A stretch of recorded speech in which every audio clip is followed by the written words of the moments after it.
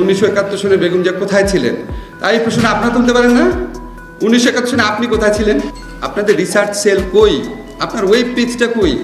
আপনি বলেন যে আচ্ছা আমার তো নিউজ প্রচার করে না সরকারি গণমাধ্যম, আপনি একটা বিএনপি টিভি নামে একটা অনলাইন টিভি করেন না, সমস্যা কি? ভাব দেখলে মনে হয় কি যে লন্ডন থেকে একটা ফোন পেয়েছে, উনি একদম বড় নেতা হয়ে গেছে, কিছুদিন পরে উনি মন্ত্রী হয়ে যাবে। আপনারা কোনোদিন এই জিনিসগুলো ডকুমেন্টেড করে সাথে সাথে বলতে পেরেছেন যে আওয়ামী লীগ জামাতের বিরুদ্ধে আমাদের রুখে দাঁড়াতে হবে, আওয়ামী লীগ জামাতের বিরুদ্ধে লড়তে হবে? ওরা তো আপনাদের চেয়ে বেশি জামাতের সাথে গেছে। যখন বেগম জিয়ার বিচার হয়, এই বিচারের মধ্যে বিতর্কিত কিছু এলিমেন্ট আছে, একটা বিতর্কিত বিচার ছিল, সেটা নিয়ে আমি লিখেছি, বলেছি, মিজানুর রহমান খান লিখেছে, আপনারা লিখেছেন, আপনারা বলেছেন। এইভাবে বলা না। বিএনপিতে কত বড় বড় দেখি আপনার আইনজীবী নেতা আছেন, ঝগড়া করতে করতে আবার একজন একজনকে বহিষ্কারও করেন, ইলেকশনে জিতেন। এত আইনজীবী, বড় বড় আইনজীবী আছেন, আপনারা কেউ কি থরো রিসার্চ করেছেন এই মামলাটা বিচারের মধ্যে কি কি অসঙ্গতি ছিল? আপনারা কি এটা ইন্টারন্যাশনাল যে জুরিস্ট কাউন্সিল আছে, হিউম্যান রাইটস অর্গানাইজেশন আছে, তাদের কাছে দিয়েছেন এই বিচারটা ফ্লড একটা বিচার? দেন নাই। কেন দেন নাই? আবার নিজের মনে এই প্রশ্নটা বারবার আসে। আশ্চর্য কথা, এত বড় একটা সংগঠন, আপনাদের বেগম জিয়া ছাড়া আছে কি? উনি নাই, আপনারা নাই। উনি হচ্ছে অবিসংবাদিত একজন নেত্রী। আমি দেখলাম কয়েকদিন আগে বিএনপির ওয়েবসাইটে, 2 দিন আগে বা হয়তো গতকাল, আপনারা একটা ভিডিও আপলোড করেছেন যে যখন ওখানে আওয়ামী লীগ নেত্রী একটা ইন্টারভিউ দিচ্ছেন, তো ওনাকে আবেদ খান প্রশ্ন করেছেন আপনারা জামাতের সাথে গিয়ে আন্দোলন করলেন কেন? স্ট্রেইট বলেছে মানুষের ভোটাধিকার প্রতিষ্ঠা করার জন্য আন্দোলনে গেছি জামাতের সাথে, অস্বীকার করে নাই। এবং উনি বলেছেন আওয়ামী লীগ তার আদর্শ থেকে বিচ্যুত হয় নাই। সহজ কথা।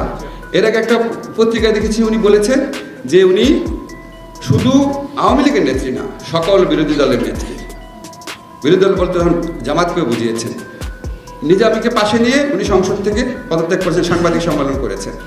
আপনাদের বিরুদ্ধে এই যে নিরন্তর প্রচারণা হয় বিএনপি জামাত, কথা বলি বিএনপি জামাত, বিএনপি জামাত, আপনারা কোনোদিন এই জিনিসগুলো ডকুমেন্টেড করে সাথে সাথে বলতে পেরেছেন যে আওয়ামী লীগ জামাতের বিরুদ্ধে আমাদের রুখে দাঁড়াতে হবে, আওয়ামী লীগ জামাতের বিরুদ্ধে লড়তে হবে? তো ওরা তো আপনাদের চেয়ে বেশি জামাতের সাথে গেছে, যায় নাই? ওদের রাষ্ট্রপতি পদপ্রার্থী গোলাম আজমের 5 হয়ে সালাম করে নাই, একসাথে সংসদ থেকে পদত্যাগ করে নাই, একসাথে এর সাথে সাথে ইলেকশন যায় নাই। এই নেগেটিভগুলা কি আপনারা স্ট্রংলি বাংলাদেশের সাধারণ মানুষের কাছে বলতে পেরেছেন? বাংলাদেশে বিএনপি জামাত ইকুয়েটেড হয়ে গেছে কেন? বিএনপি জামাত গোষ্ঠীর বিরুদ্ধে রুখে দাঁড়াতে হবে। আপনারা কি এটা কাউন্টার ন্যারেটিভ তৈরি করতে পেরেছেন? ওই ভিডিওটা পরশুদিন আপলোড হয়েছে কেন? 1996-এর ভিডিওটা বিএনপির ওয়েব পেজে পরশুদিন আপলোড হয়েছে কেন? সবই তো পাওয়া যায়, আপনাদের ওয়েবসাইটে গেলে এগুলি পাওয়া যায় না কেন? আপনাকে কি চিন্তা করে দেখেছেন? একটা দল মানে কি শুধু জনসভায় ভাষণ দেওয়া, লোক জমায়েত করা, মানুষকে সংগঠিত করা না? এখন তো ন্যারেটিভের যুগ, বয়ানের যুগ। ওই বয়ানের বিরুদ্ধে শক্ত বয়ান, সত্যি বয়ান তৈরি করেছেন। আমি মাঝে মাঝে দেখি যে আমার খুব দুঃখ লাগে যে অন্য পক্ষ থেকে প্রশ্ন তোলা হয় যে 1971 সনে বেগম জিয়া কোথায় ছিলেন, এই প্রশ্ন আপনারা তুলতে পারেন না? 1971 সনে আপনি কোথায় ছিলেন? কেন তুলেন না? আমি আশ্চর্য লাগে, কেন তুলেন না?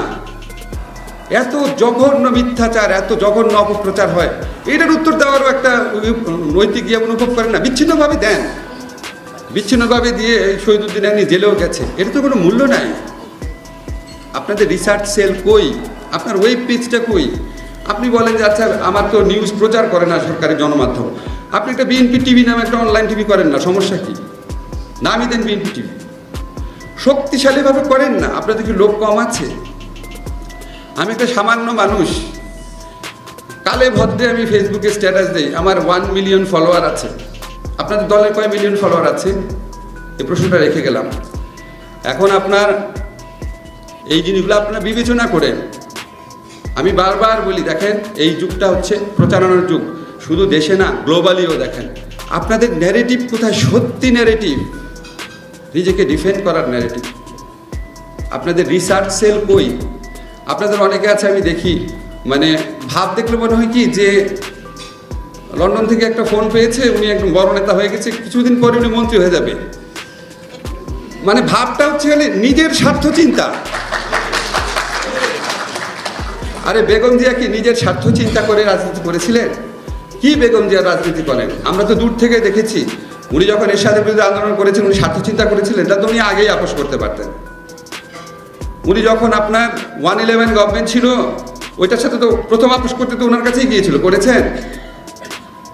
আপনারা কে কি সাফার করেছেন? অবশ্যই আপনাদের অনেক নেতাকর্মী জীবন হারিয়েছেন, with due respect to them. আমি তাদের কথা বলছি না, অন্য যারা মোটামুটি ভালো অবস্থানে আছেন, আপনাদের জন্য ওনার স্যাক্রিফাইসটা চিন্তা করেন।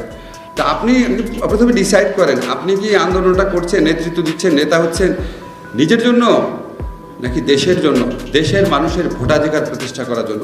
যখন এইভাবে চিন্তা করা যাবে আমি দেশের মানুষের ভোটাধিকার প্রতিষ্ঠার আন্দোলন করছি, তখন বেগম জিয়ার প্রতি আপনাদের সত্যিকারের রেসপেক্ট প্রতিফলিত হবে।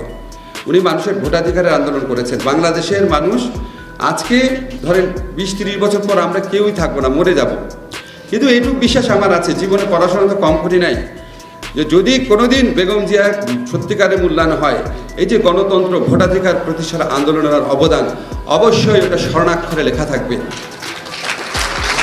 তাকে ভালোবাসলে, বাংলাদেশের মানুষকে মুক্ত করতে চাইলে স্বার্থহীনভাবে দেশের জন্য এই জনগণের ভোটাধিকার প্রতিষ্ঠার আন্দোলনের জন্য কাজ করেন। কে কি নেতা হলেন, কে কি পদ পেলেন, সেগুলির চেয়ে অন্য বড় কথা।